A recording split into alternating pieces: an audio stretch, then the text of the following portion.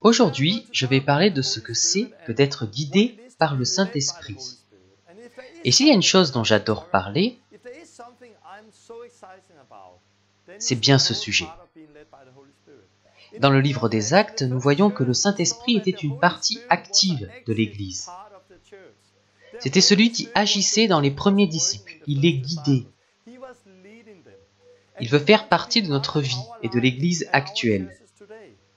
Quelqu'un a dit que si l'Esprit quittait l'Église aujourd'hui, 90% des activités continueraient comme si rien ne s'était passé. Et je crois qu'il y a du vrai là-dedans. Vous allez voir ça dans cette vidéo. Je vais partager des témoignages incroyables de comment nous pouvons être guidés par l'Esprit. Je vous donnerai aussi des outils pratiques à utiliser afin que votre vie soit guidée par l'Esprit, exactement comme dans le livre des Actes. Que Dieu vous bénisse.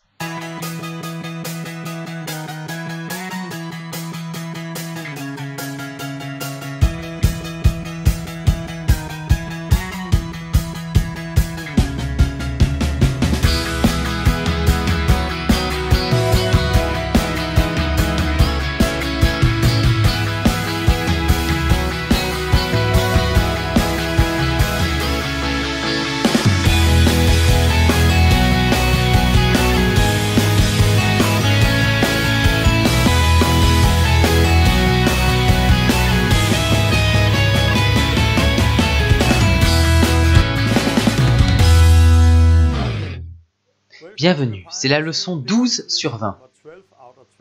Je vais parler d'être guidé par l'Esprit.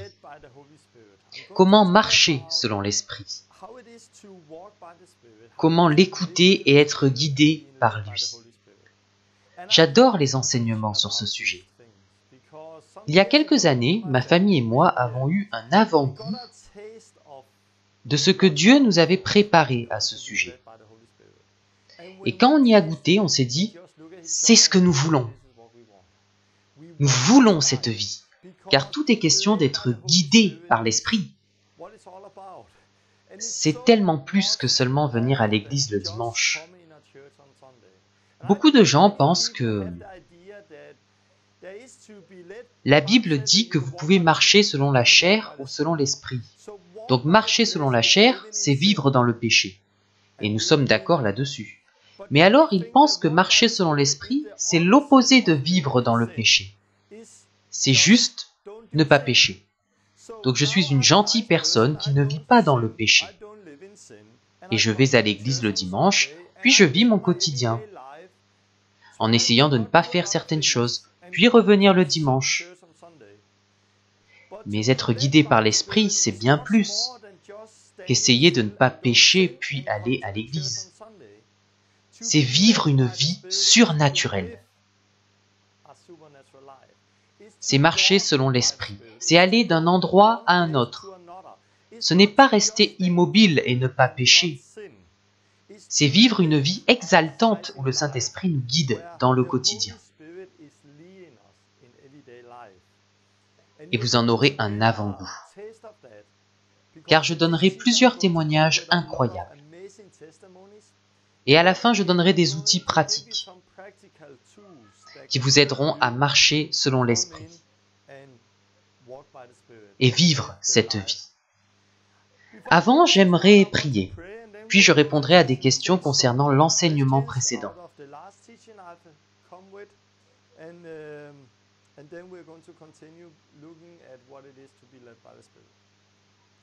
Dieu, merci pour cet enseignement. Je prie que tu m'aides à partager cette parole. Je prie que ce soit une révélation pour ceux qui regardent et que ça leur ouvre les yeux. Que cela les aide à entrer dans la vie du livre des Actes. Qu'ils puissent vivre une vie guidée par l'Esprit au quotidien. Merci, car tu prévois ça pour chacun de nous. Donc aide-moi à partager cette parole. Viens avec ton esprit et ouvre nos yeux. Au nom de Jésus. Amen. J'ai parlé de la repentance, du baptême d'eau, puis du baptême du Saint-Esprit. Tout cela fait partie du salut. Quand Pierre a dit « Repentez-vous et soyez baptisés pour le pardon de vos péchés, et vous recevrez le don du Saint-Esprit. » Puis il dit « Cette promesse est pour vous, vos enfants, et tous ceux que Dieu appellera. » Quelle promesse? Celle de la nouvelle alliance. Celle qu'avait prophétisée Joël. Celle qu'avait prophétisée Ézéchiel et Jérémie. La promesse des anciens prophètes. Qu'un jour, Dieu allait créer une nouvelle alliance, par laquelle il mettrait un nouveau cœur en nous et nous donnerait un nouvel esprit, afin que l'on puisse marcher dans ses lois, donc marcher avec lui. Et il dit que cette promesse est liée à ces trois choses. Et le Saint-Esprit, c'est l'accomplissement, le nouvel esprit. Donc il ne suffit pas juste de s'être repenti et être baptisé d'eau et « Hurrah! Vous êtes sauvés !» Et le Saint-Esprit serait comme un extra optionnel. Non, tout fait partie du salut. J'en ai parlé dans la précédente leçon. J'ai eu beaucoup de réponses sur ce sujet. De très bonnes réponses. Voici un des emails que j'ai reçus. Salut Torben, j'ai attendu ce sujet pendant toute la Pioneer School. Depuis que Dieu s'est révélé à moi dans une église pentecôtiste, je veux être baptisé du Saint-Esprit. Mais de nos jours, il semble que ce baptême se produit moins souvent. Pourquoi? Pendant cette école biblique, Dieu m'a ouvert les yeux, mais j'ai toujours une question. Pourquoi dans le livre des Actes est-il si simple d'être baptisé de l'Esprit? Alors, aujourd'hui, c'est plus compliqué? Je connais des frères qui ont servi Dieu pendant plus de 10 ans et qui lui ont demandé le baptême pendant toutes ces années, mais ne l'ont toujours pas reçu. Ils sont membres de l'Église et baptisés d'eau. Personnellement, il me manque cette puissance dans ma vie. Dieu vous bénisse. C'est vraiment une bonne question. Pourquoi en est-il ainsi? Pourquoi est-ce si simple dans les Actes et si difficile aujourd'hui? La réponse a un rapport avec ce dont j'ai parlé pendant toute la Pioneer School. Nos lunettes de religion.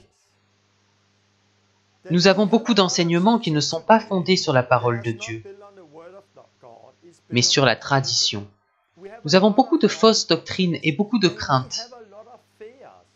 En même temps, nous faisons des doctrines à partir de nos expériences et non sur ce que dit la parole.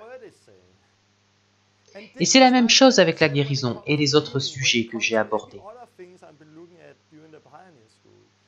Il faut revenir à la vie simple des actes. Nous avons beaucoup de théologie, beaucoup de connaissances, mais pas beaucoup de vie. Pourquoi? Car les connaissances compliquent les choses. Par exemple, il dit « Ces gens ont prié pendant 10 ans et ne l'ont pas encore reçu. » Et l'autre fois, je parlais de ma femme qui, à 11 ans, fit une simple prière. « Dieu, donne-moi le Saint-Esprit. » Et elle a immédiatement été baptisée et a parlé en langue. Elle a fait une seule prière, avec foi. Nous devons être comme des enfants. Il n'est pas question de prier encore et encore pendant 10 ans, il est question de simple foi. Vous n'avez pas à insister pendant 10 ans pour l'avoir. Je crois que ce dont ces gens ont besoin, c'est d'une vie de disciples. Ils ont besoin d'ouvrir les yeux et de chasser les fausses doctrines de leur vie. Et si on les rencontrait, je ne leur dirais pas de continuer à prier pendant 10 ans, je dirais « Asseyons-nous et discutons, puis parcourons la parole. Vous êtes-vous repentis? Il semble que oui. Êtes-vous baptisés d'eau? C'est le cas. Puis je parle du Saint-Esprit, je leur explique de quoi il s'agit.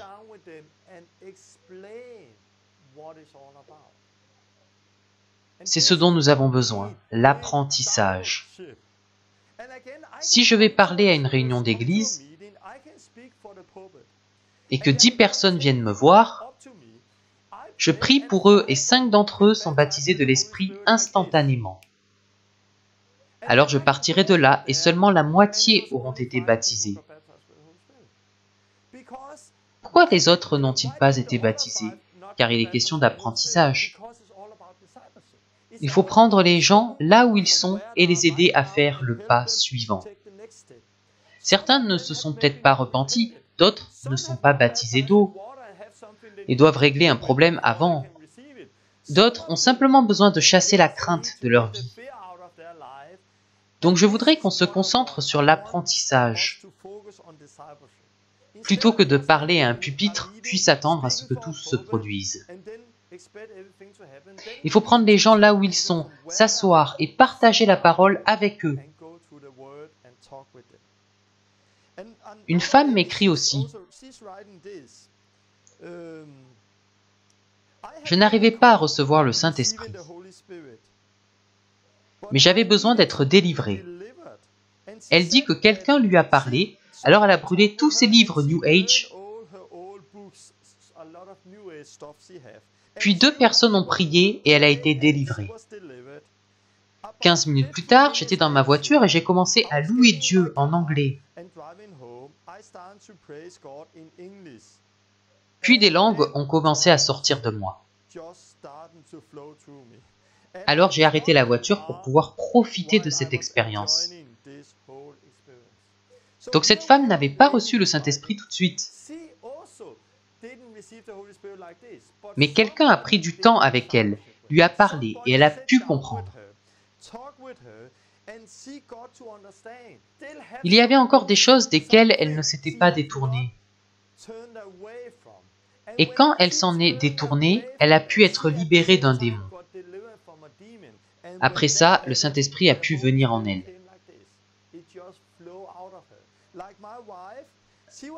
Ma femme ne devait pas être délivrée, elle était très jeune, donc elle a fait une simple prière. Cette femme devait se repentir de quelque chose. Une fois qu'elle a fait cela, elle a été baptisée facilement.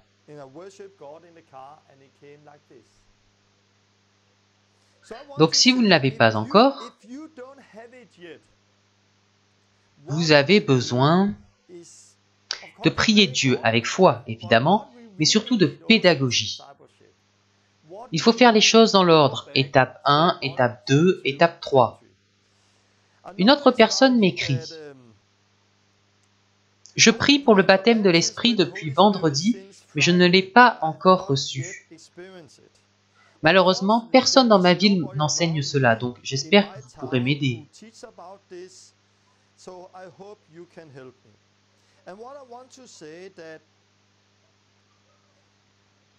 Parfois, nous devons faire quelque chose d'extraordinaire pour le recevoir.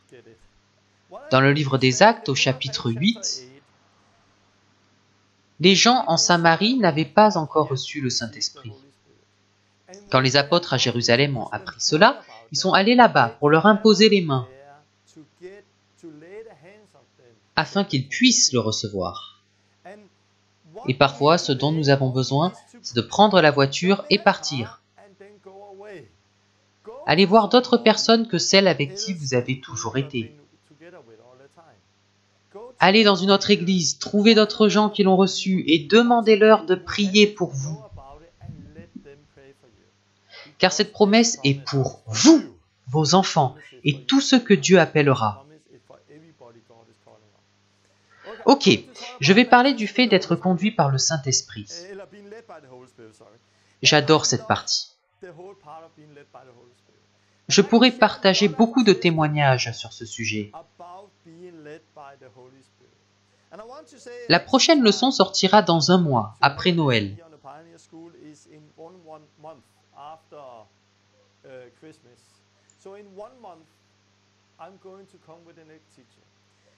Car dimanche prochain, nous partons en Afrique du Sud avec ma famille.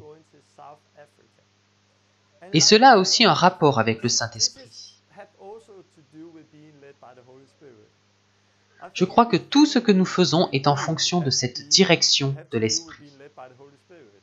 C'est notre vie. Si nous achetons une voiture ou que nous déménageons,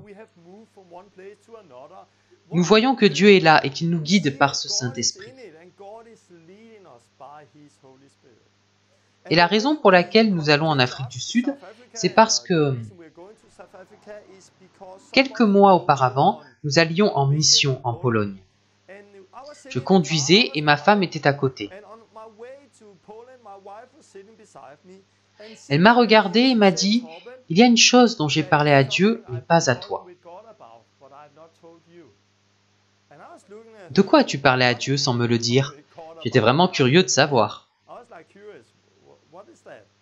Et elle a dit « J'ai dit à Dieu que je voulais fuir Noël. Je ne veux pas rester à la maison cette année. Le stress, les cadeaux et toutes ces choses. Je veux aller loin, prendre des vacances en famille et en même temps servir Dieu, faire des choses utiles. » J'ai répondu « Super, j'en ai aussi envie. » C'était vraiment une surprise car c'était la première fois qu'elle disait cela par rapport à Noël.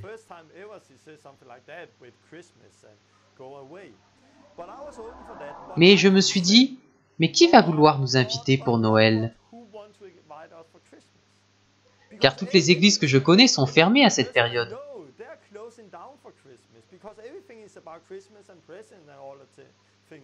Personne ne fait de réunion, donc qui va nous inviter?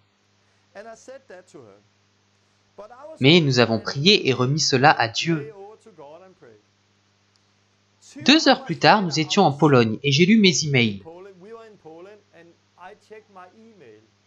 J'avais reçu un mail d'Afrique du Sud disant « Bonjour Torben, je voudrais vous inviter avec votre famille à Cape Town pendant 2 semaines en décembre. Venez vous détendre et profiter de notre piscine. Participez à nos réunions et nous former. Est-ce que ça vous dit ?» J'ai pensé « Waouh, oui, je veux !» Donc nous avons accepté. Je n'ai pas eu de nouvelles pendant un moment et puis il nous a envoyé de l'argent. Il a juste écrit « J'ai envoyé l'argent, tout est OK ». Et cela coûte beaucoup d'argent pour faire voyager 5 personnes du Danemark à Cape Town. Il a tout payé. Donc dimanche prochain, nous allons en Afrique du Sud. J'aime ça parce que nous n'allons pas là-bas parce que ma femme a prié, ni parce qu'il nous a invités, ni parce qu'il a payé notre voyage, mais parce que Dieu nous a envoyés. Ma femme a prié cette chose car c'est le Saint-Esprit qui l'y a conduit. Et nous savons que si nous prions selon la volonté de Dieu, nous avons déjà reçu ce que nous demandons. C'est quelque chose que Dieu a mis à cœur chez Lynn.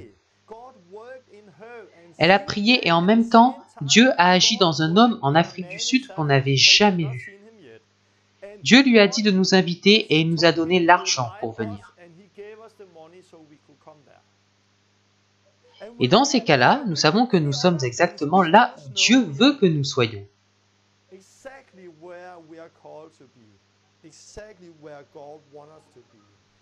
Nous ne sommes pas là par accident ou par notre propre libre arbitre, mais parce que Dieu nous a dirigés là-bas. Le Saint-Esprit nous a envoyés. J'ai énormément d'histoires comme celle-ci,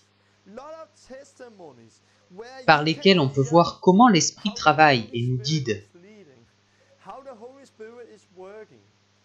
Dans tout ce que nous faisons aujourd'hui, les choses importantes, je ne parle pas d'aller faire les courses ou de se réveiller le matin, mais les choses importantes, comme la manière d'utiliser notre argent, les enseignements Pioneer School, les invitations, les livres. Je peux dire que Dieu nous guide par son esprit. Je suis vraiment excité et je donnerai rapidement des témoignages. Mais continuons et faisons ce qu'il faut toujours faire lorsqu'il est question de théologie. Regardons vers Jésus.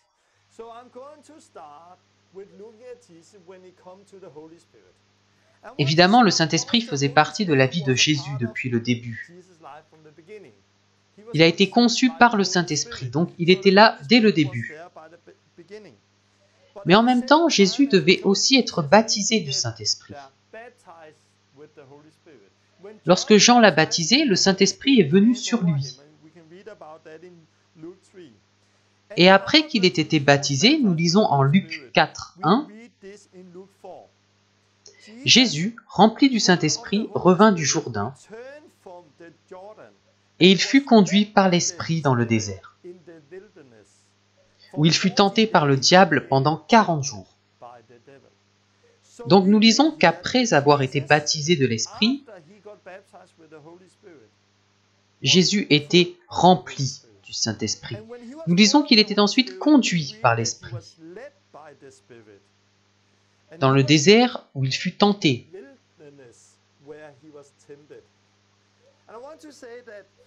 Quand vous êtes baptisé de l'Esprit, vous ressentez que vous êtes rempli de l'Esprit.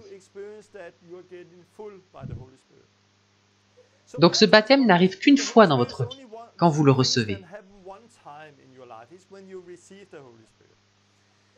La Bible dit aussi de ne pas s'enivrer de vin, mais d'être rempli de l'Esprit.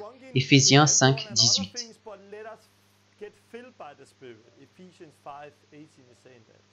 Donc après l'avoir reçu, nous devons aussi continuer à vivre avec. Cela se fait en vivant près de Dieu. Quand on passe du temps avec lui, quand on prie beaucoup en langue, quand on le sert, on ressent qu'on est rempli de l'Esprit. Je voulais donc souligner que Jésus était rempli, mais également guidé par l'Esprit. Et le premier endroit où il a été conduit, c'est dans le désert, où il a été tenté par Satan. Après cela, il est écrit « Jésus, revêtu de la puissance de l'Esprit, retourna en Galilée. Et sa renommée se répandit dans tout le pays d'alentour. » Luc 4, 14. Donc après avoir été tenté dans le désert pendant 40 jours, Jésus est retourné en Galilée, revêtu de la puissance de l'Esprit. Je crois qu'il y a quelque chose dans les trois expressions que j'ai ici. C'est également ma propre expérience. Au moment du baptême, nous sommes remplis de l'Esprit. C'est aussi quelque chose que l'on ressent en vivant proche de Dieu. Donc nous sommes remplis de l'Esprit. Ensuite, nous pouvons être guidés par l'Esprit. Puis la conséquence de cela, c'est que nous marchons dans la puissance de l'Esprit. Donc si vous voulez marcher dans la puissance de l'Esprit,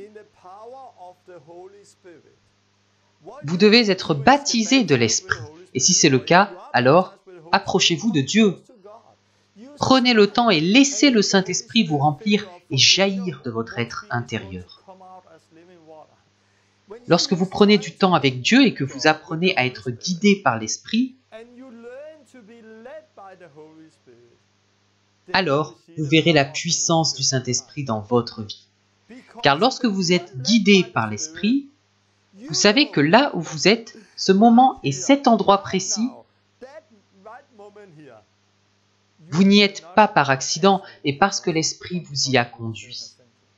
Et lorsque vous savez que vous marchez sur le chemin que Dieu a prévu pour vous, alors vous avez une foi qui est plus forte que tout, car vous savez que vous faites la volonté de Dieu. Bien sûr, nous la faisons aussi lorsque nous sortons selon les paroles de Jésus.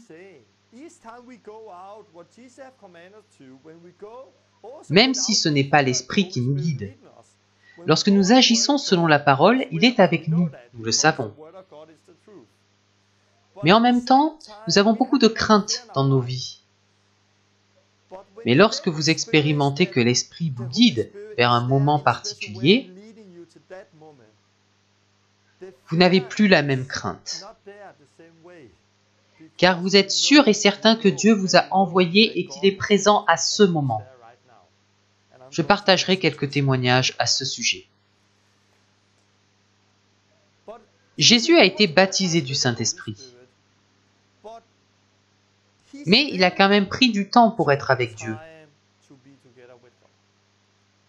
Vous le voyez à travers sa vie.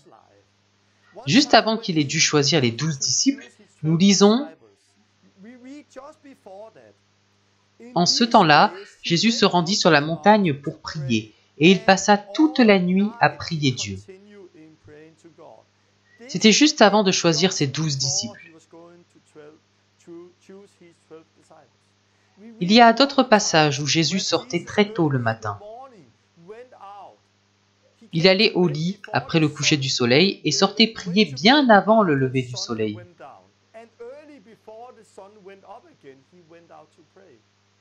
Donc je pense qu'il ne dormait pas beaucoup. Mais cette nuit-là, il a prié toute la nuit, donc il n'a pas dormi. Jésus, le Fils de Dieu, devait prendre du temps pour être avec son Père. Il avait besoin de prendre du temps pour prier, pour jeûner, et c'est pareil pour nous. Si nous voulons non seulement être baptisés de l'Esprit, mais aussi être conduits par l'Esprit et marcher dans la puissance de l'Esprit, alors nous devons aussi prendre du temps pour la prière et le jeûne, comme l'ont fait Jésus et d'autres dans la Bible et dans l'histoire de l'Église. Je parlerai du jeûne la prochaine fois, car pour moi, le jeûne, si quelqu'un me demande « Quel est le secret d'après toi ?» Il n'y en a pas, il y a juste Jésus. Mais en même temps, je dois dire que le jeûne est spécial pour moi, car à chaque fois que j'ai jeûné, 40 ou 20 jours au moins, ça a été le début de quelque chose de nouveau. Jésus a jeûné et après cette période, il est revenu dans la puissance de l'Esprit. Et je pense que lorsque vous recevez vraiment le Saint-Esprit, une des premières choses à laquelle il vous amène, c'est de rentrer dans cette intimité avec Dieu. Il va commencer à retirer certaines choses de votre vie, afin qu'il ne reste que Dieu.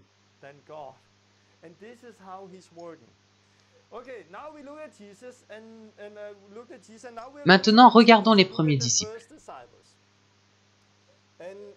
Peu importe si ce sont premiers disciples ou ceux d'aujourd'hui, car Jésus est le même.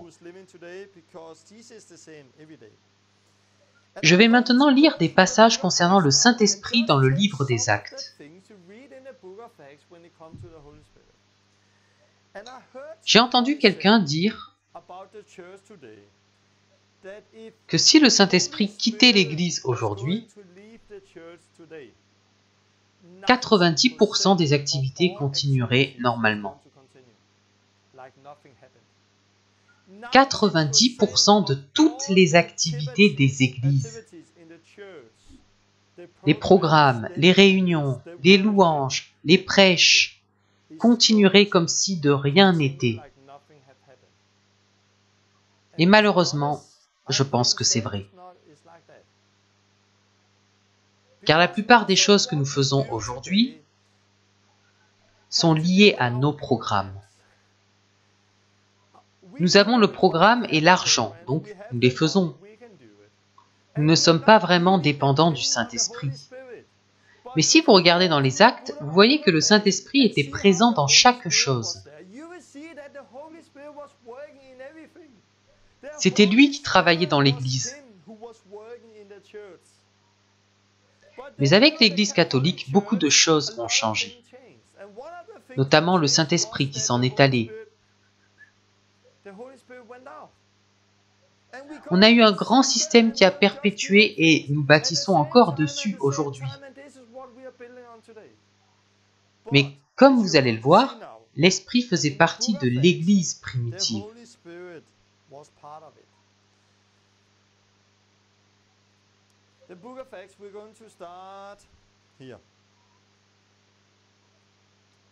Acte 5, 32. Nous sommes témoins de ces choses. De même que le Saint-Esprit que Dieu a donné à ceux qui lui obéissent. Je souligne que Dieu a donné le Saint-Esprit à ceux qui lui obéissent. Mais ce qui est aussi important, c'est que le Saint-Esprit aussi était témoin. Donc il n'était pas seul témoin, le Saint-Esprit était là aussi.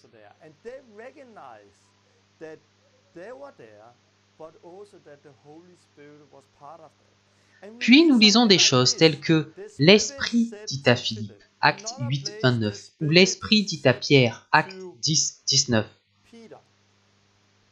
En Acte 13, 2, nous lisons « Pendant qu'ils servaient le Seigneur dans leur ministère et qu'ils jeûnaient, le Saint-Esprit dit « Mettez-moi à part Barnabas et Saul pour l'œuvre à laquelle je les ai appelés. » Ils étaient ensemble, priaient, jeûnaient, et le Saint-Esprit leur a dit « Choisissez ces gens pour l'œuvre à laquelle je les ai appelés. » Qui les a appelés? Le Saint-Esprit. Plus loin, car il a paru bon au Saint-Esprit et à nous. Acte 15, 28. Quand pour la dernière fois avez-vous été à une réunion où quelqu'un a dit « Cela paraît bon au Saint-Esprit et à nous » ou « Le Saint-Esprit et nous sommes témoins » ou « L'Esprit a dit que nous devions choisir lui et lui pour l'œuvre pour laquelle il les a appelés. »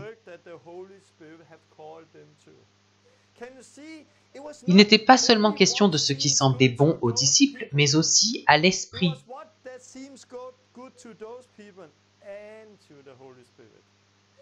Donc le Saint-Esprit est une personne, il fait partie de la divinité. Il est présent, ce n'est pas juste une puissance, il n'est pas neutre. On m'a fait remarquer que j'ai utilisé le pronom « ça » pour désigner le Saint-Esprit. Je m'excuse, c'est à cause de ma traduction anglaise. Il n'est pas un « ça », c'est une personne. L'Église primitive disait régulièrement « Cela semblait bon au Saint-Esprit et à nous ».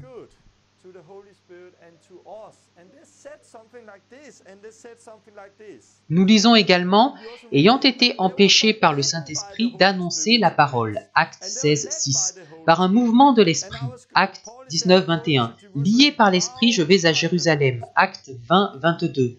Donc nous disons qu'ils étaient guidés par l'Esprit. Que l'Esprit leur interdisait des choses. Que l'Esprit les guidait, que cela semblait bon à l'Esprit. Ou que l'Esprit était témoin. Et en parcourant le livre des Actes, vous verrez que le Saint-Esprit était très important dans la vie de l'Église.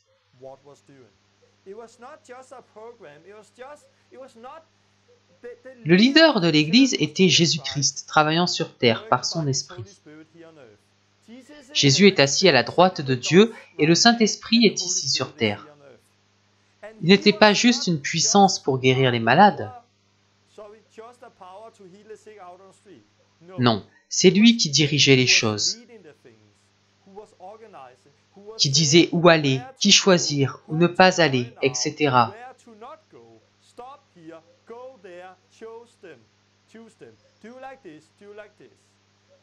Ce n'était pas seulement des leaders qui disaient « je pense qu'il faut faire comme ça », parce que je pense que c'est une bonne idée. Et Dieu dans tout ça. Et aujourd'hui, nous pouvons expérimenter les mêmes choses avec le Saint-Esprit. Une dernière chose, dans Acte 6, ils allaient choisir des hommes pour aider, notamment au service, afin que les apôtres puissent passer du temps dans la prière. Et ils disent, Choisissez parmi vous 7 hommes qui soient pleins d'Esprit Saint et de sagesse, et que nous chargerons de cet emploi. Ils élurent Étienne, homme plein de foi et d'Esprit Saint. Ils choisissent également d'autres gens, puis vous lisez qu'ils leur imposèrent les mains. Donc ce dont ils avaient besoin ici, c'était de trouver 7 hommes remplis de l'Esprit.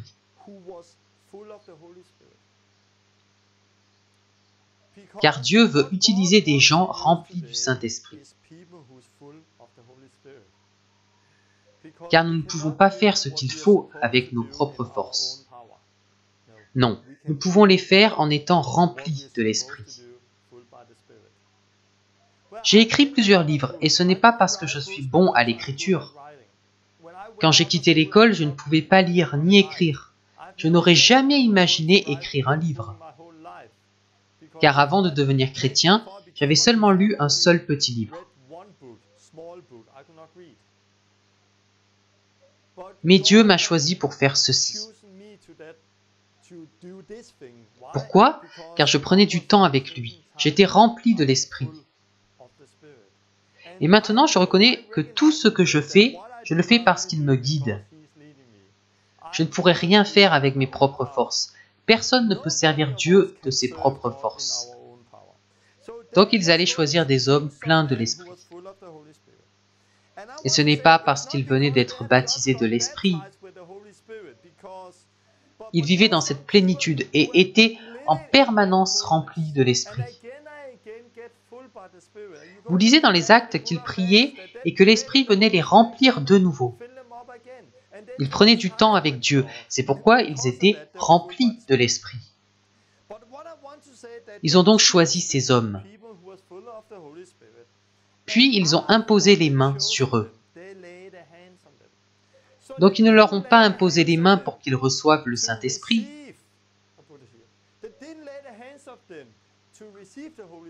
Ils l'avaient déjà. Ils l'ont fait pour confirmer ce que Dieu leur avait déjà donné. Je crois à l'imposition des mains pour le baptême du Saint-Esprit. Quand une personne vous impose les mains, vous pouvez recevoir le Saint-Esprit, c'est vrai. Mais je ne crois pas qu'il faut aller de réunion en réunion, de conférence en conférence, après avoir reçu le Saint-Esprit, et laisser n'importe quel homme ou femme de Dieu vous imposer les mains. Je ne vois pas cela dans la parole. Je crois que lorsque vous avez reçu l'Esprit, vous devez marcher par l'Esprit. Vous devez être guidé par l'Esprit dans le désert, afin de pouvoir prendre du temps avec Dieu, puis marcher par l'Esprit. Et quand vous serez rempli de l'Esprit, Dieu va vous choisir et vous utiliser. Car il utilise les gens qui sont remplis de l'Esprit. Et cela ne se fait pas simplement en allant de réunion en réunion,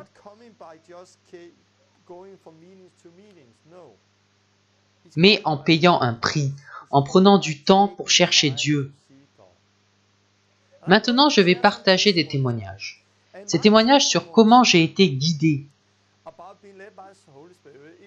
ne se sont pas produits instantanément. Ce n'est pas parce que j'ai reçu une onction spéciale lorsque quelqu'un a prié pour moi. J'ai le même Saint-Esprit que n'importe qui. Cela vient en prenant du temps pour chercher Dieu et pour écouter. Il faut être guidé dans les petites choses, afin que Dieu puisse nous élever de plus en plus.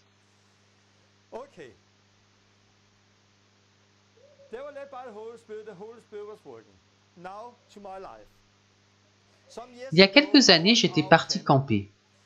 Et comme pour plein d'autres choses, j'ai prié. La prière, ce n'est pas simplement « Dieu, s'il te plaît, fais ceci ».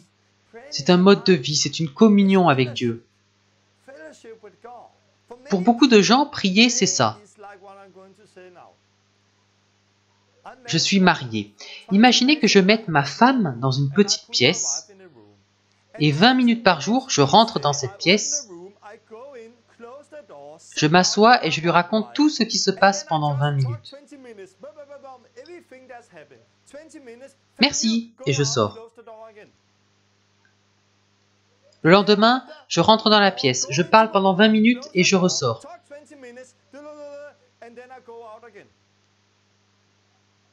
Un jour, elle frappe à la porte et dit « J'ai quelque chose à te dire. » « Pas maintenant, demain !» et je referme la porte. Puis le lendemain, je parle pendant 20 minutes, je ressors et elle dit « J'ai une chose à dire. » « Pas maintenant. » Quel genre de relation est-ce? Ce n'est pas un mariage. Je ne peux pas mettre ma femme dans une pièce et utiliser 20 minutes par jour avec elle, quand cela me convient. Ma femme aussi a besoin de me parler. Elle a aussi des choses à me dire. Et quand elle veut me parler, je dois être prêt à écouter. De la même façon, je dois parfois lui dire des choses tout de suite, et elle est prête à m'écouter.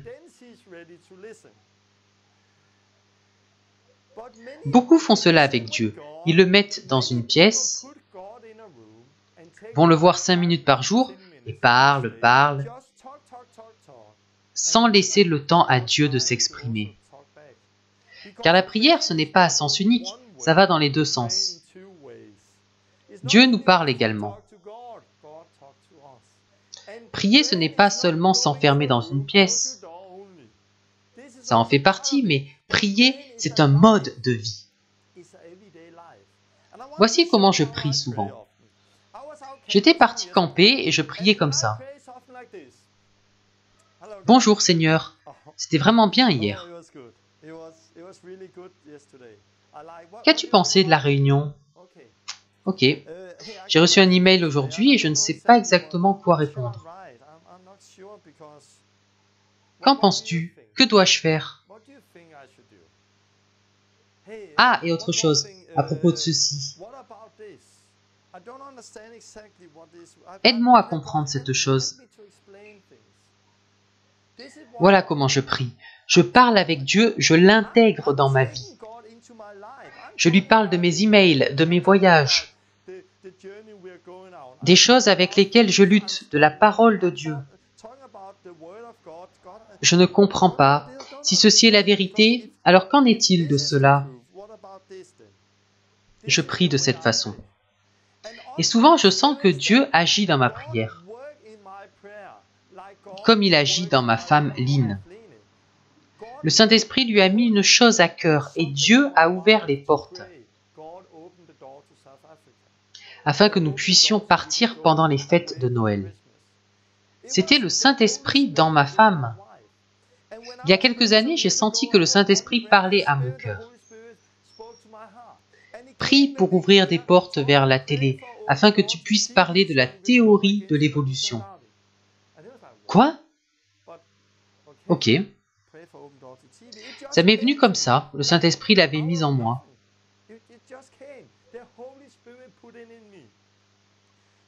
Donc j'ai continué. Ok, Dieu, merci d'ouvrir des portes vers la télé pour que je puisse parler contre la théorie de l'évolution et Darwin. Que les mensonges de Darwin s'effondrent dans notre pays. Le lendemain, j'ai prié pour la même chose. Merci Seigneur, car tu vas ouvrir des portes vers la télévision. Et pendant que je priais, j'ai vu un homme. Et je me suis dit, c'est lui. C'était un humoriste célèbre, que je voyais dans des émissions et des publicités.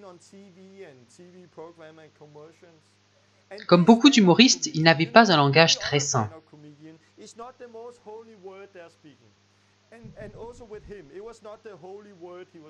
Il se moquait des chrétiens et jurait tout le temps. Quand je l'ai vu, mon cœur s'est emballé. Et j'ai senti que c'était Dieu. Donc je suis allé le voir. Et alors que j'étais à 1 mètre, il s'est tourné et je l'ai vu de près. Et « Oh, ce n'est pas lui, c'est juste quelqu'un qui lui ressemble. » Et alors Dieu m'a parlé et m'a dit, prie pour cet homme. Son nom est Simon Jules. Quoi? Prie pour Simon Jules. Celui de la télévision? Oui, prie pour le vrai Simon Jules. Mais je ne sais pas où il vit. Je l'ai seulement vu à la TV. Prie pour Simon Jules. Ok. Donc j'ai continué. Dieu, merci pour les portes ouvertes vers la télé. Et je prie pour Simon Jules. Ça me paraissait fou de prier pour lui car je ne connaissais pas cet homme. Donc je marchais. Dieu, je prie pour Simon Jules. Envoie-lui quelqu'un. Parle-lui. Il a besoin d'entendre l'évangile et de se repentir. Envoie-lui quelqu'un. Et ouvre les portes pour la TV. Voilà ce que j'ai prié. Juste avant de rentrer chez moi, j'ai reçu un appel. J'ai répondu et quelqu'un a dit « Bonjour Torben. Nous sommes une chaîne danoise et nous faisons une émission sur l'évolution et Darwin. Voudriez-vous y participer? Celui qui fera votre interview est Simon Jules.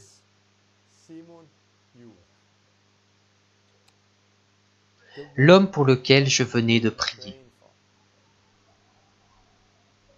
Nous sommes environ 6 millions d'habitants au Danemark. Ce jour-là, Dieu m'a mis à cœur de prier pour deux choses.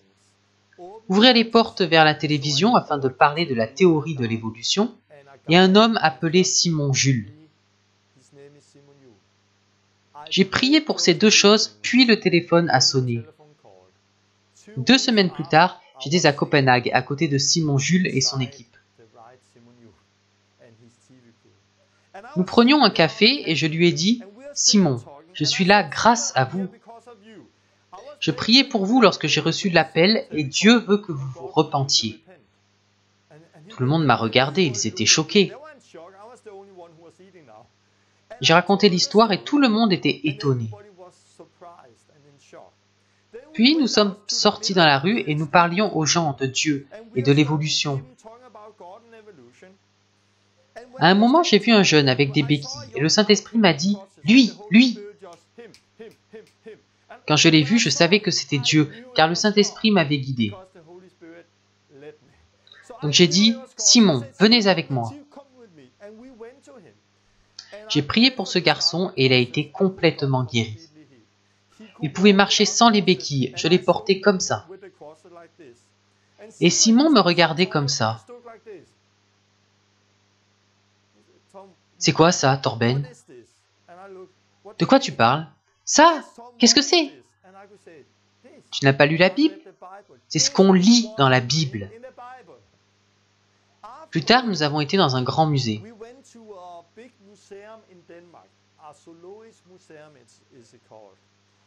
Où il y a beaucoup de choses sur Darwin et le chaînon manquant, qui est toujours manquant. Là-bas, on m'a mis sur une chaise avec 2 spots sur moi. Simon Jules était assis en face de moi. Nous étions surélevés car il voulait aussi filmer des chaînons manquants derrière moi.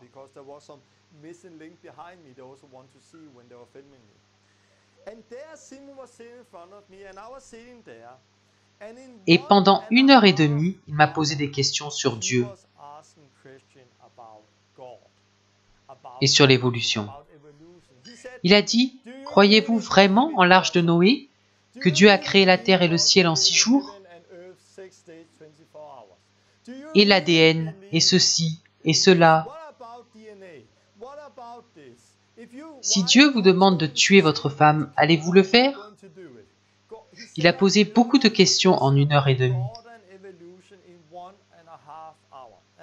Voici une photo.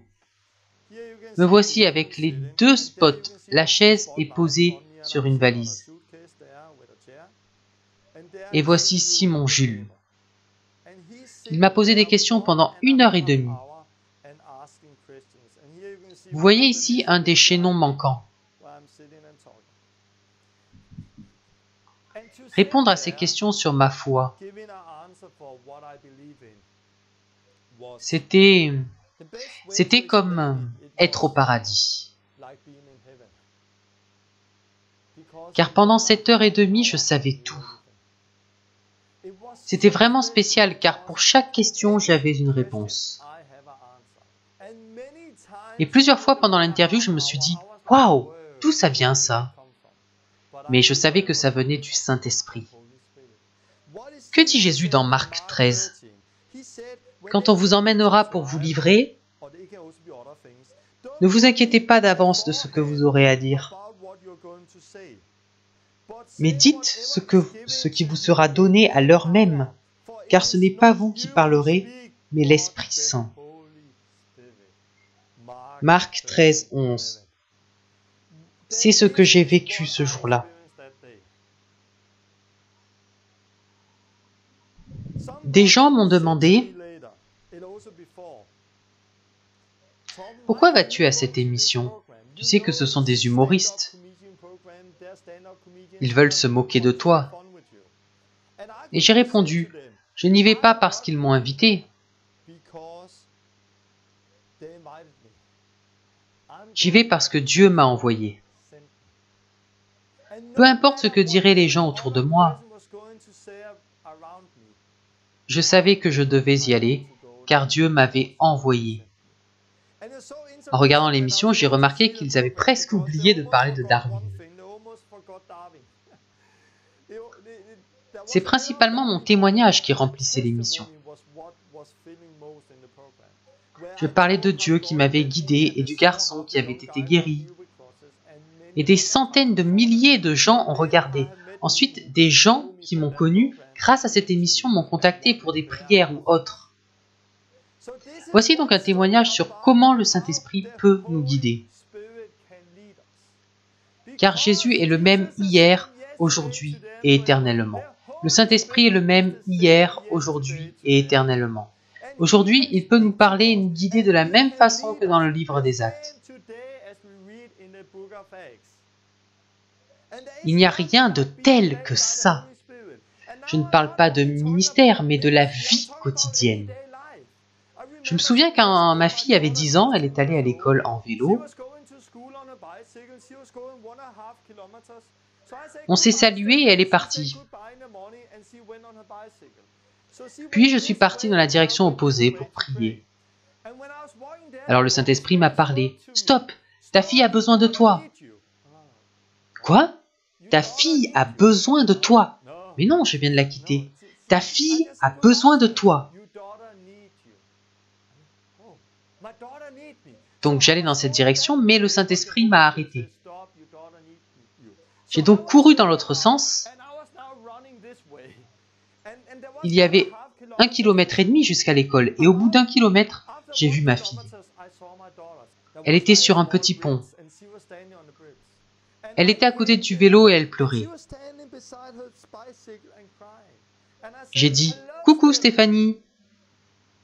Elle m'a regardé et la première chose qu'elle a dit c'est « Papa, qu'est-ce que tu fais là ?» J'ai répondu « Dieu m'a dit que tu avais besoin de moi. » C'était très fort pour elle car elle m'avait vu partir dans l'autre sens. Et soudain j'étais à côté d'elle et j'ai pu lui dire que le Saint-Esprit m'a dit qu'elle avait besoin de moi. Elle avait un problème avec son vélo, donc je l'ai aidée et elle est repartie. Un autre témoignage. Un jour, j'allais récupérer le courrier et le Saint-Esprit a dit « Il y a une chose que tu n'aimes pas, mais ne t'inquiète pas, je contrôle la situation. » J'ai donc ouvert la boîte et il y avait effectivement quelque chose que je n'aimais pas. C'était une facture, car l'État nous avait versé de l'argent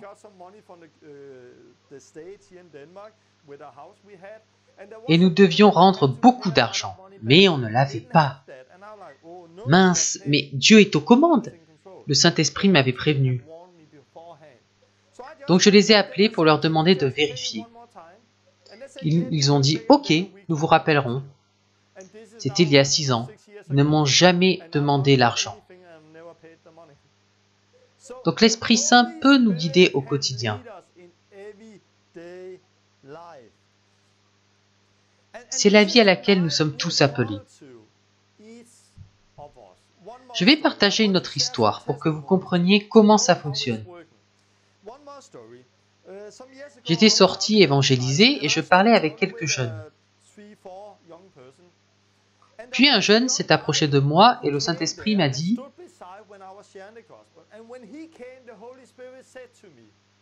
Tu vas être son père. » Quoi? C'est venu subitement. Je l'ai regardé et il est parti. J'ai continué à discuter, puis il est revenu. À la fin, j'ai demandé « Est-ce que quelqu'un est malade ?» Ce jeune a répondu « Moi ». Il avait des bandages sur le genou. Il était tombé de son scooter. Il avait très mal et avait du mal à marcher. Donc j'ai prié pour lui. Il a retiré le bandage.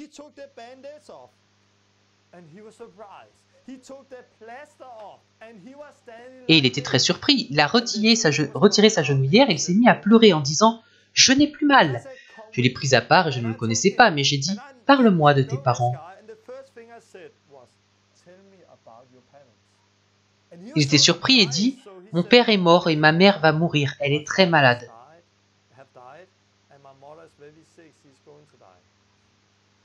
Je ne t'ai jamais vu, mais quand tu es venu, Dieu m'a dit que je serais un père pour toi. Je vais t'aider. Il était très surpris, et moi aussi. Nous nous sommes écrits quelquefois, mais c'était tellement fort pour lui qu'il avait un peu peur de me revoir.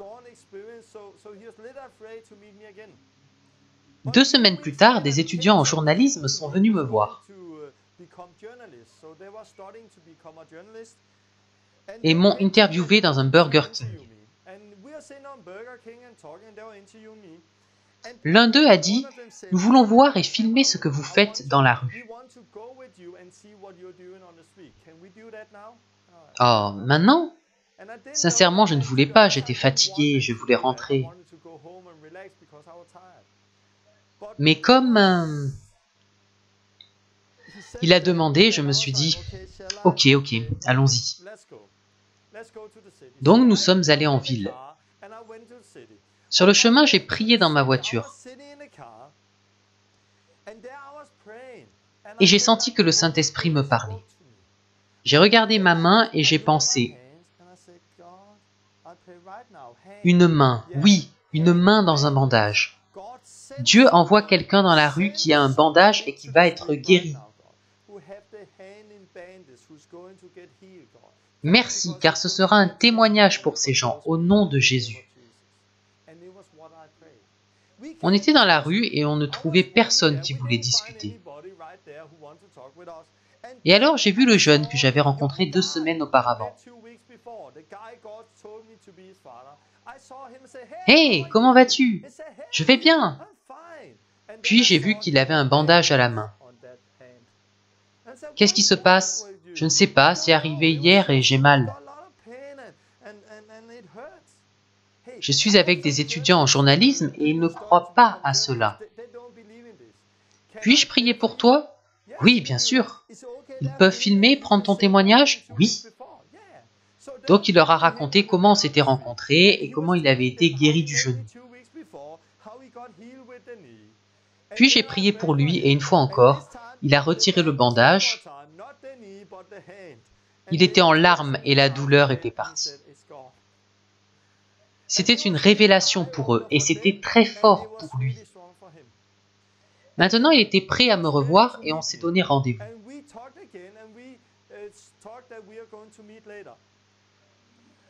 Le lendemain, j'ai raconté à quelqu'un ce que Dieu avait fait et comment il m'avait guidé.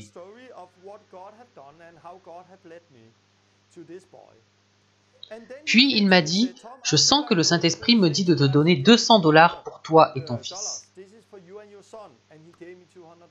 Merci. Donc j'ai appelé le jeune pour l'inviter à manger. Ok, allons-y.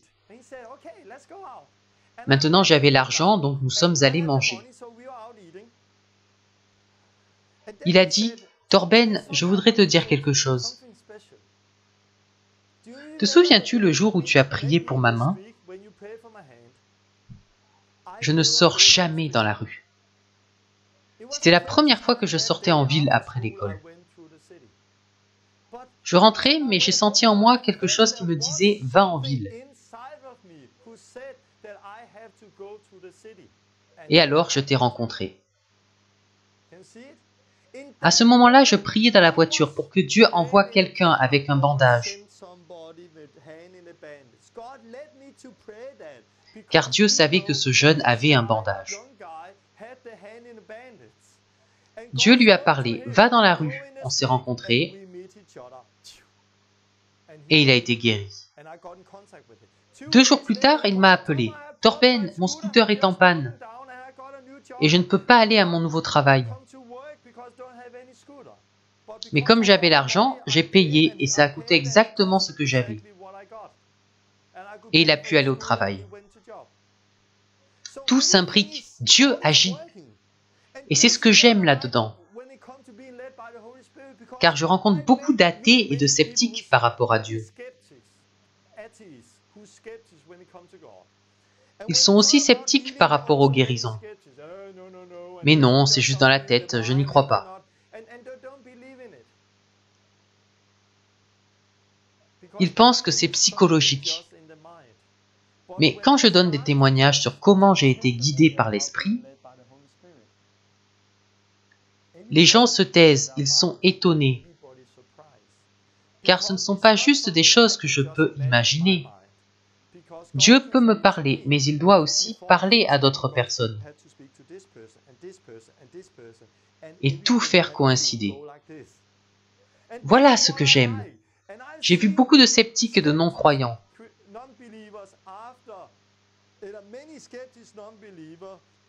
qui ont eu la bouche bée quand je leur ai parlé de ma vie avec le Saint-Esprit. Cette vie n'est pas seulement pour moi, c'est aussi pour vous. Jésus a dit que nous devions naître d'eau et d'esprit. Repentance, baptême d'eau et d'esprit. Dans Jean 3,7, il dit « Ne t'étonne pas que je t'ai dit, il faut que vous naissiez de nouveau. Le vent souffle où il veut, et tu en entends le bruit, mais tu ne sais d'où il vient, ni où il va. Il en est ainsi de tout homme qui est né de l'esprit. » Il parle du vent, et je vais expliquer, mais regardez. Il en est ainsi de tout homme qui est né de l'esprit. Jésus a dit que nous devions naître d'esprit. L'homme né de l'esprit est comme le vent. On ne sait pas d'où il vient, ni où il va. C'est le cas pour toute personne née de l'esprit, qui marche selon l'esprit. Romains 8 en parle. Nous marchons non selon la chair, mais selon l'esprit. C'est bien plus que ne pas pécher, c'est vivre la vie dont je viens de parler.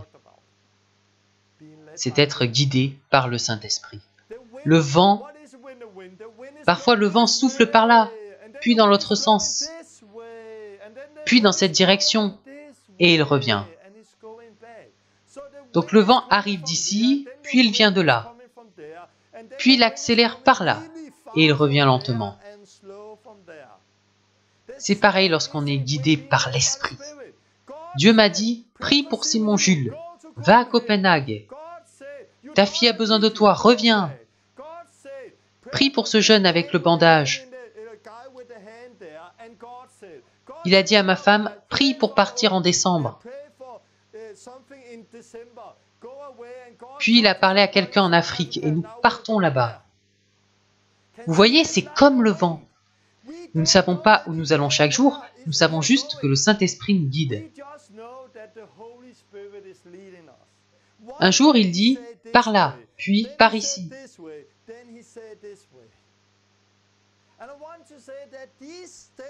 Avec ces témoignages, vous pouvez vous dire, waouh, tu es puissant, Torben, tu vis des choses puissantes. Non, c'est normal, c'est pour tous ceux qui sont nés de l'Esprit. Si vous lisez dans les Actes au sujet de Paul, Pierre, Ananias, et des gens dont j'ai parlé durant ces enseignements, vous verrez que ce n'était pas juste pour quelques personnes,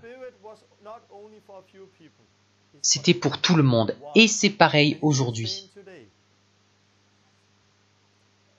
Je voudrais terminer en vous donnant des conseils pratiques qui vous aideront à entrer dans cette vie. Car il y a des choses que nous avons mal comprises à propos du Saint-Esprit.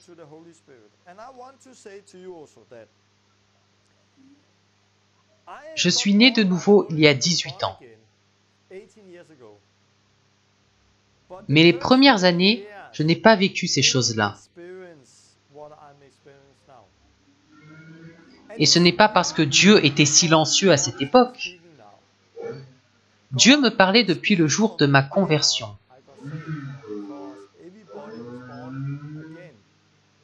Car tous ceux qui sont nés de l'Esprit sont des enfants de Dieu. Mais nous devons utiliser nos oreilles pour entendre ce que Dieu dit. Et depuis le premier jour de ma conversion, le Saint-Esprit me parlait et me guidait. Mais je n'écoutais pas. Je ne savais pas comment écouter. Et pour cette raison, il y a beaucoup de choses que je n'ai pas faites.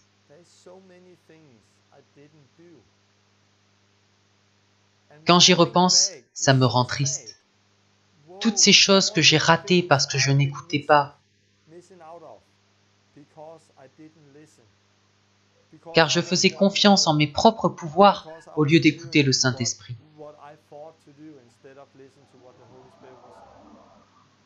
Il y a tellement de choses que nous ratons. Car nous ne savons pas comment Dieu agit. Nous ne vivons pas la vie du livre des Actes. Nous ne faisons pas de disciples. Nous ne nous équipons pas mutuellement. J'ai raté énormément de choses. Mais il y a quelques années, j'y ai goûté. Et avec ma femme, on s'est dit, c'est ça que nous voulons. Notre vie a été bouleversée. Nous avons changé des choses afin d'avoir du temps pour chercher Dieu et l'écouter. Dans mon livre The Last Reformation, je raconte comment nous avons vendu notre maison pour vivre simplement. Car nous avions besoin de temps pour chercher Dieu. Je n'entends pas des voix en permanence. Non, c'est difficile à entendre. Je n'ai pas de meilleure capacité pour entendre. Je me suis entraîné. Voilà la différence. Au sujet de la prière, je n'ai jamais entendu Dieu me parler clairement. Lorsqu'il me parle, il parle à mon esprit. Chaque histoire que je viens de raconter, prie pour Simon Jules, prie pour ouvrir les portes, prie pour ceci, va par là. Chaque histoire était juste dans mon esprit. Quoi? Oui, c'est ce qu'il faut comprendre. Car dans les Actes ou l'Ancien Testament, quand le Saint-Esprit guidait, on se dit que c'était vraiment facile. Parce qu'ils étaient sûrs que c'était Dieu. Mais je voudrais vous dire, je pense que vous ne serez jamais sûr à 100% que c'est Dieu qui parle.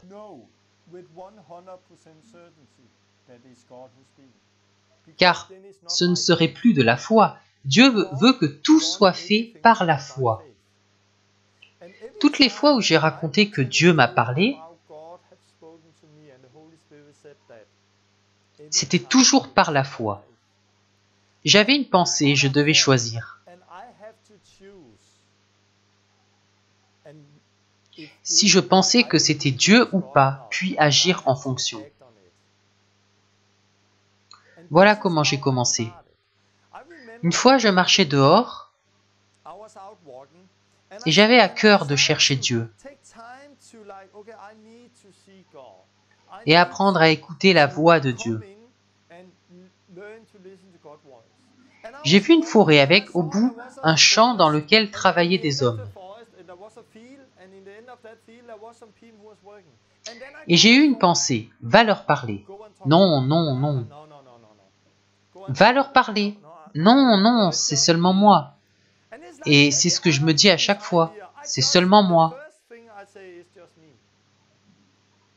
Ou peut-être que c'est Dieu. Non, c'est seulement moi. Est-ce que c'est Dieu? Dans ce cas, il y a juste une chose à faire, essayer. Je ne peux pas demander une confirmation, ça ne marche pas comme ça. Dieu avait parlé une fois, et je devais savoir si c'était lui ou pas. J'ai donc décidé d'essayer. J'y suis allé et j'étais nerveux. Excusez-moi, puis-je vous parler 10 minutes? Ils étaient en pause déjeuner. J'ai partagé un témoignage et je suis parti, j'avais peur. Alors je me suis dit, bon, c'était seulement moi, car rien d'extraordinaire ne s'était passé.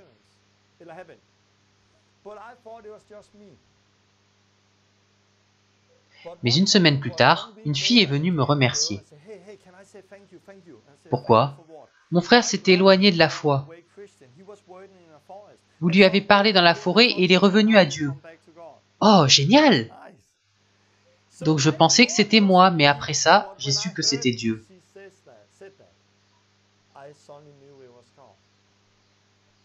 Plus tard, j'ai eu une expérience similaire et comme j'avais déjà vécu ça,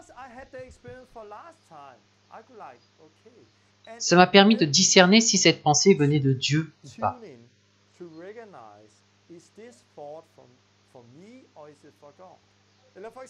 Si ma femme m'appelle d'un numéro inconnu et qu'elle me dit bonjour, « Hey Lynn, quel est ce numéro ?» Car j'ai passé du temps avec ma femme et je reconnais sa voix. Mais si quelqu'un d'autre m'appelle en disant « Salut, c'est moi » qui moi? Non, je ne reconnaîtrai pas la voix. C'est pareil avec Dieu. Si nous voulons reconnaître sa voix, nous devons nous taire et écouter. Il faut aussi tenter sa chance pour savoir si cette pensée vient de vous ou de Dieu.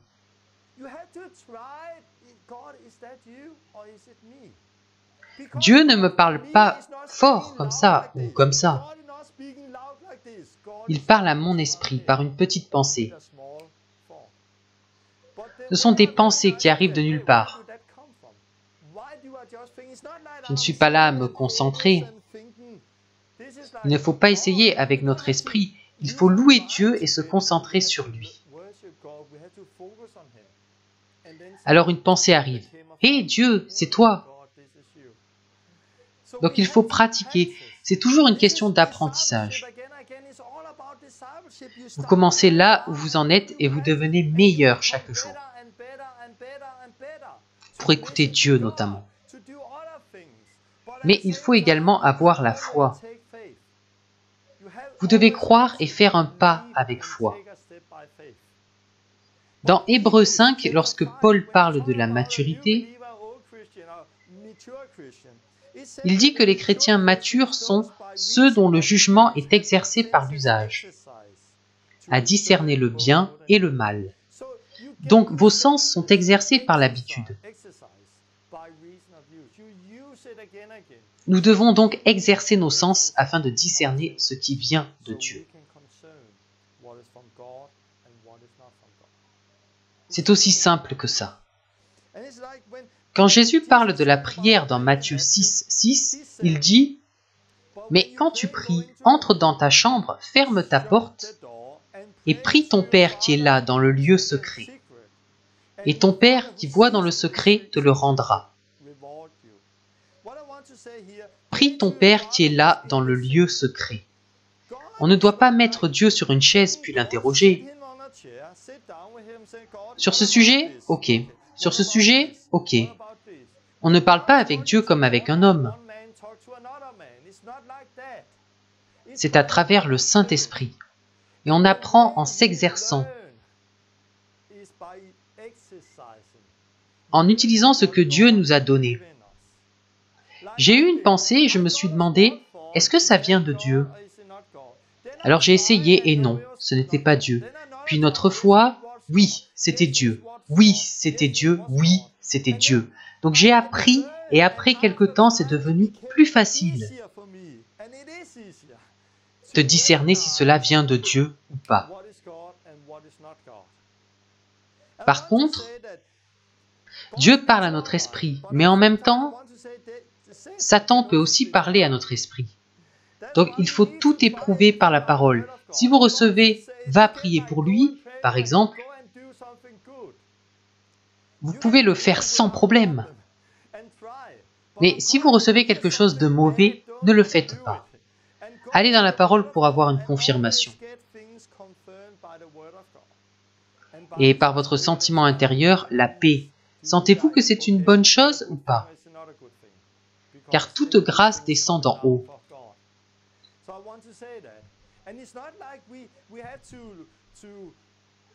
Je ne crois pas que l'on doive dire « Parle-moi, Dieu, parle-moi » et faire toutes sortes de choses, car sinon vos pensées vont dans tous les sens. Prenez simplement du temps avec Dieu.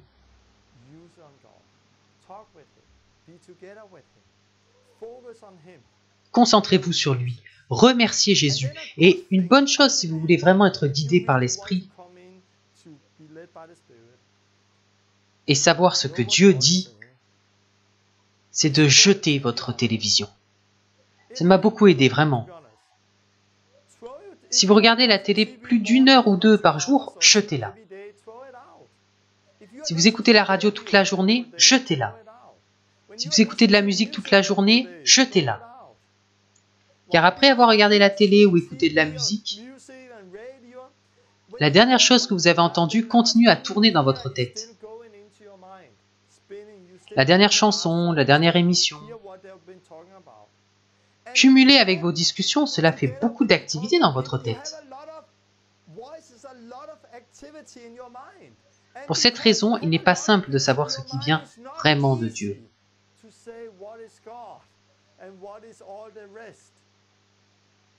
Donc il faut se débarrasser de ces choses et apprendre une chose désagréable pour les Occidentaux, le silence. Apprendre à écouter, apprendre du temps et être au calme avec Dieu. Parlez avec lui. Ne soyez pas occupé en permanence. Prenez le temps. Jésus a été guidé par le Saint-Esprit dans le désert pendant 40 jours. Puis il est revenu avec la puissance. 40 jours. Mais je n'ai pas le temps pour ça. Tout le monde a le même temps, 24 heures. Tout dépend de ce que nous faisons de ce temps. Il y a quelques années, nous avions une maison, une voiture. Je travaillais beaucoup. Mais un jour, j'ai goûté à ce que c'est d'être guidé par l'Esprit. Et je me suis dit, je veux cette vie. Et parce que je voulais vraiment cette vie, j'ai changé beaucoup de choses autour de moi pour avoir plus de temps. Nous vivions dans une grande maison. Il fallait gagner beaucoup d'argent. Après, nous avons vécu dans une petite cave avec 3 enfants. Mais alors, nous avions plus de temps. Du temps pour être au calme et chercher Dieu. Tout ce que j'ai vécu a eu un prix. Cela ne vient pas d'un seul coup. Vous n'expérimentez pas des choses puissantes en vivant comme tout le monde. Non, vous recevez ce que vous avez payé. C'est vrai, on choisit ce que l'on désire. J'ai jeûné 40 jours plusieurs fois, j'ai pris du temps avec Dieu.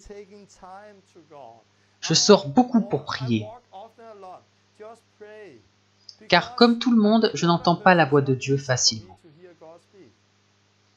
Mais parce que j'ai pris le temps de m'exercer. À connaître le bien et le mal, c'est devenu plus facile maintenant. Mais j'apprends encore tous les jours. Donc ce que j'ai enseigné, c'est que nous sommes baptisés de l'Esprit, mais nous devons vivre dans cette plénitude, en prenant du temps avec Dieu. Puis nous devons être guidés par l'Esprit et avoir du temps pour écouter. Nous devons tenter notre chance et apprendre en s'exerçant. En faisant cela, nous marcherons dans la puissance du Saint-Esprit.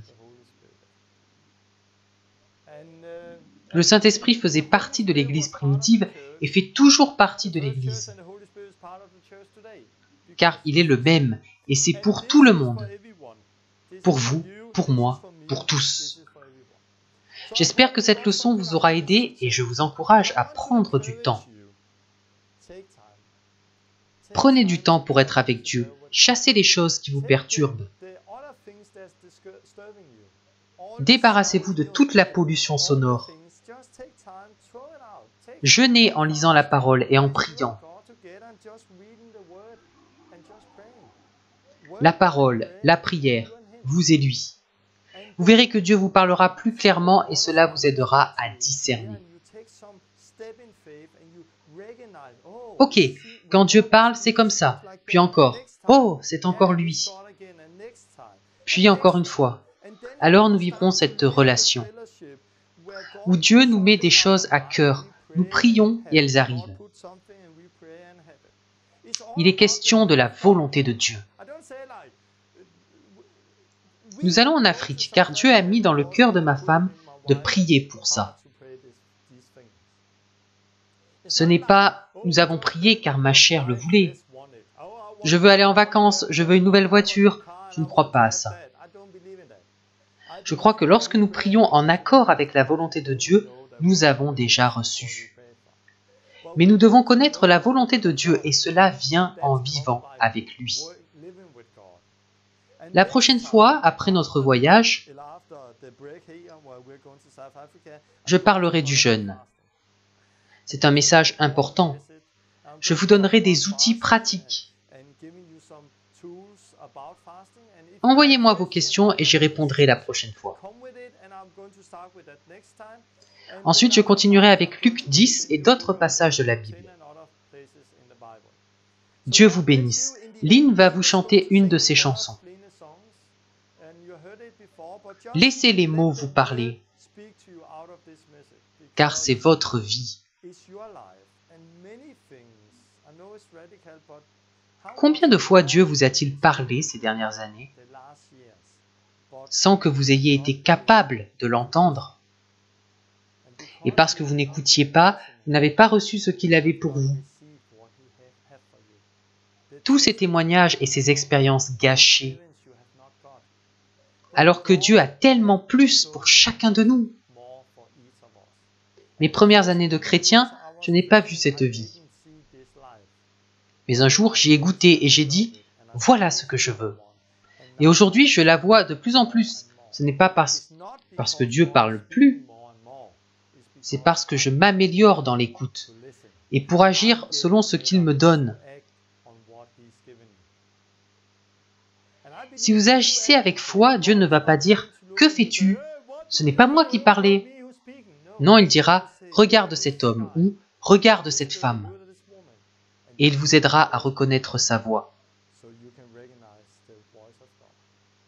Donc, n'ayez pas peur. Commencez par demander à Dieu chaque matin « Aide-moi, donne-moi quelque chose, parle-moi. » Et faites un pas de foi en cherchant Dieu. Ma femme va chanter, je suis impatient de parler du jeûne. Bye bye.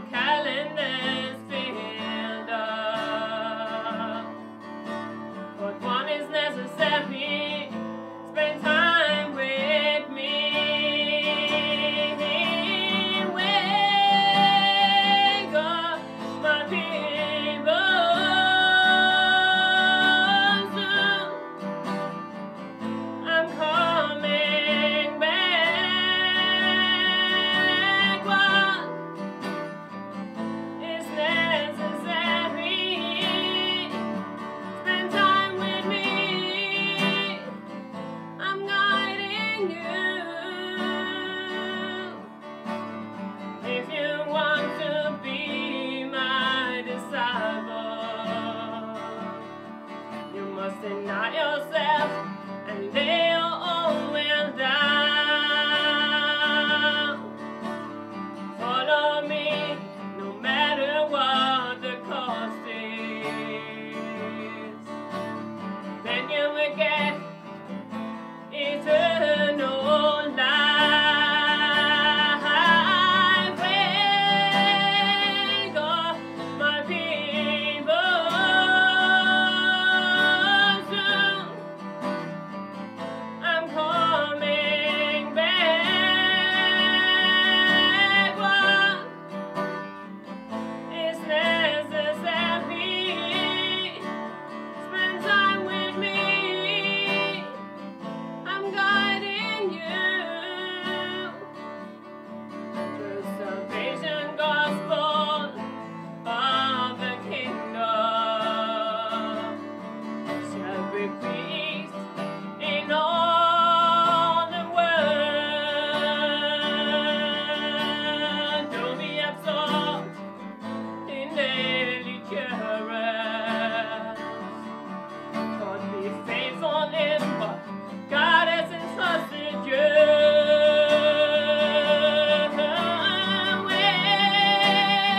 Wake up, my people,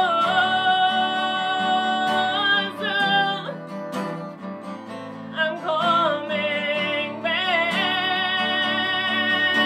What is necessary? Spend time with me. I'm guiding you. Oh, wake up, my people, soon I'm coming back.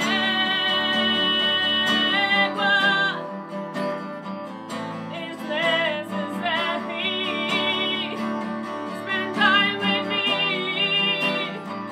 I'm guiding you. I'm guiding you today. I'm calling you for joy.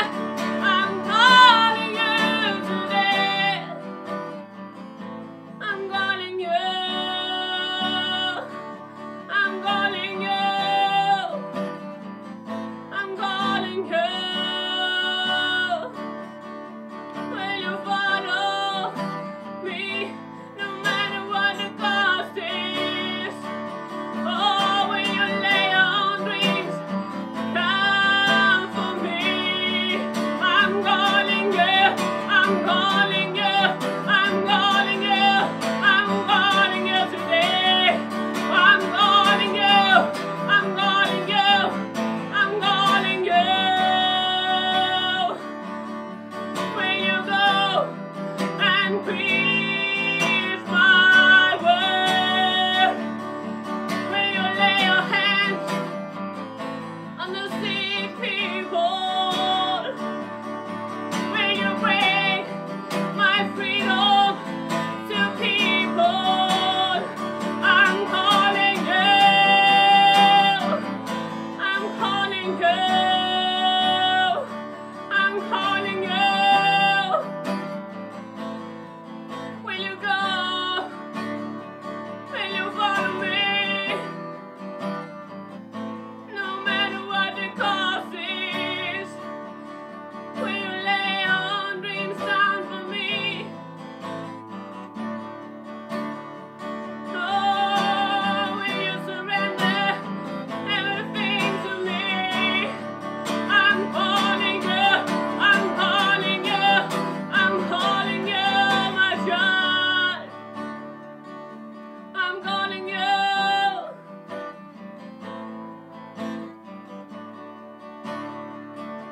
Seek my face, and I'll speak to you.